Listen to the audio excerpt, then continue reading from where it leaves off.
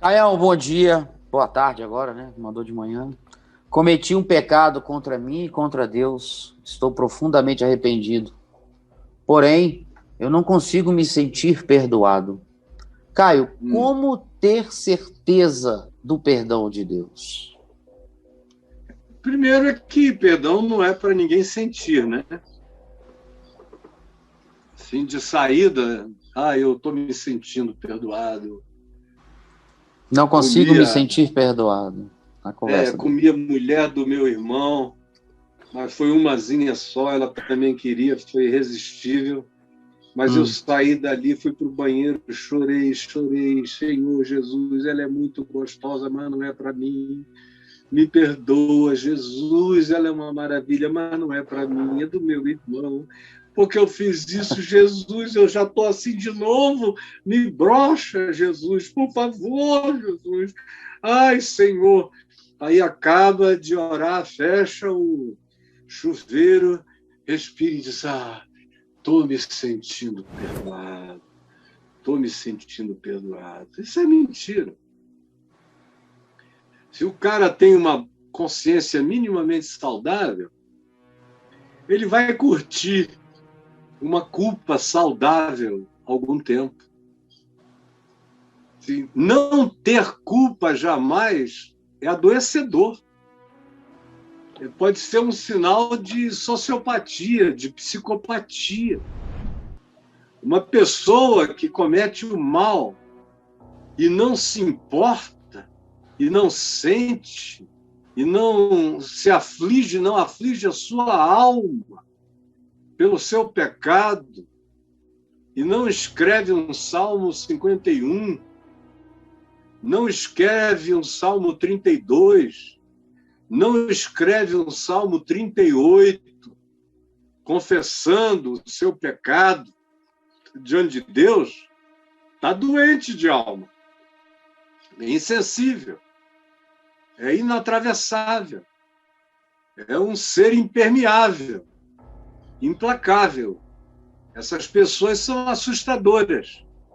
São essas que fazem as piores coisas e no dia seguinte dizem: não, o Senhor me perdoou e eu já estou perdoado.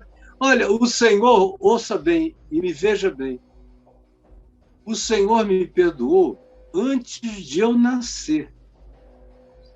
O Cordeiro foi imolado por mim antes que houvesse mundo. Cada um dos meus dias já estava contado e determinado sem que nenhum deles houvesse ainda. No entanto, isso é coisa de Deus. Eu não sou Deus, a minha memória começa a funcionar de 2 anos e pouco para cá, porque eu tenho uma ótima memória. Me lembro de coisas com 2 anos, 2 anos e meio, mas é raro. Agora, antes disso, eu não existia, eu não era, eu não carregava essa memória. Eu não sabia que eu já nasceria perdoado. E eu vim a saber muito tempo depois. E graças a Deus eu sofri todos os meus pecados. Eu comecei a transgredir muito cedo. Porque uma criança pode fazer o que é mal.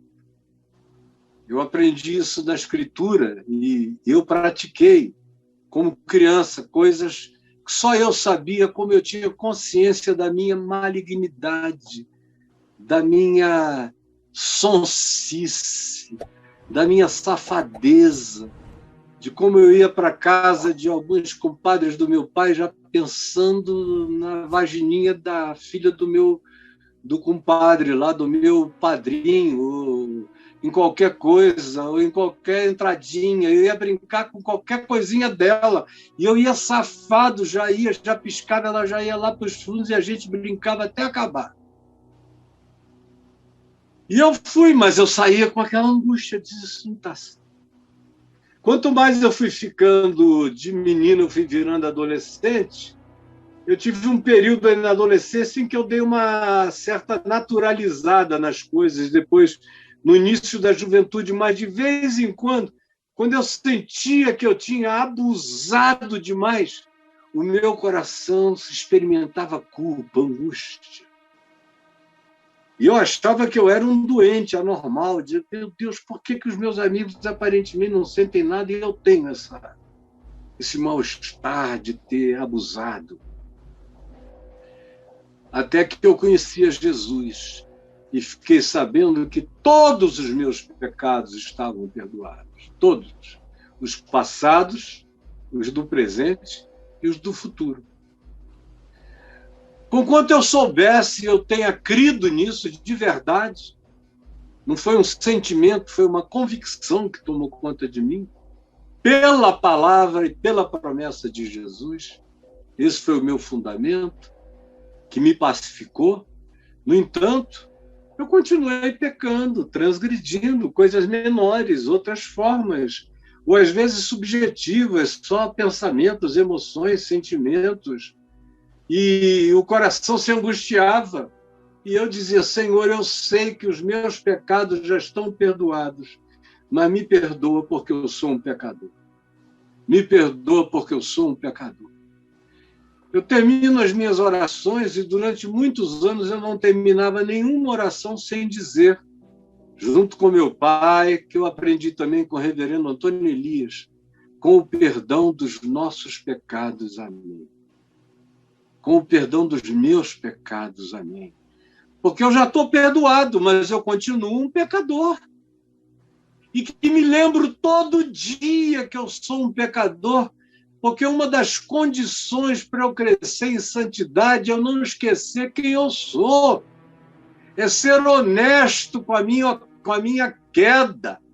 A honestidade com a minha queda me catapulta para um lugar de santidade quebrantada, humilde, de alguém que não anda baseado em próprios méritos, nem em condições morais e éticas pessoais, mas se pega todo dia com a graça de Deus que me fortalece, que me põe em pé. Então, deixa eu só concluir dizendo isso. Os meus pecados estão todos perdoados, mas eu sinto dor acerca dos meus equívocos. E aí essa dor que é sentimento, ou que às vezes é só uma consciência, quando ela vira uma consciência, ela se transforma em sentimento. Mas na vida da maior parte das pessoas, o sentimento de perdão nunca vem, porque perdão não vem com sentimentos. Muito raramente o perdão nos enche de um sentimento de bem-estar.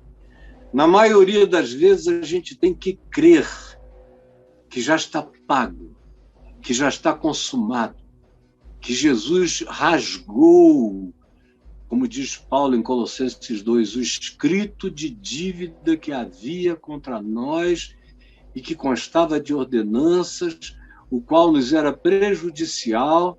Ele o removeu inteiramente, encravando na cruz, e tendo despojado os principados e potestades, nos deixou livre dos tacões e das opressões deles. Na cruz, eu estou livre. Agora, é saudável que a cada equívoco consciente meu acompanhe uma constatação de culpa, que não tem que dormir em mim, passar dias em mim, porque eu já sei que eu estou perdoado, mas eu não saio dali gargalhento, eu saio dali quebrantado. Eu sei que estou perdoado, mas saio na gravidade da minha consciência, aprofundando mais a minha consciência, para que eu repita cada vez menos, qualquer que seja o nível de transgressão, de erro, de equívoco. Mas isso tudo é um processo.